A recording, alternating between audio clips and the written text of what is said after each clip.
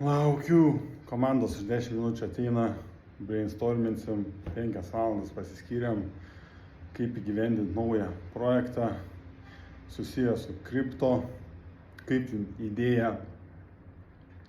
Pirmas Lietuvoje juridinis vienetas, kuris visai nesinaudojo bankais ir tik tai turi savo kriptovaliutą.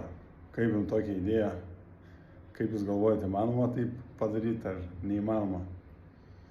Pasakykit man, kas gali laukti, kokios kliūtis, kokios problemos. Mes jau dalį darbą esam padarę, juridinis vienetas jau yra, elektroninių pinigų sąskaita jau yra,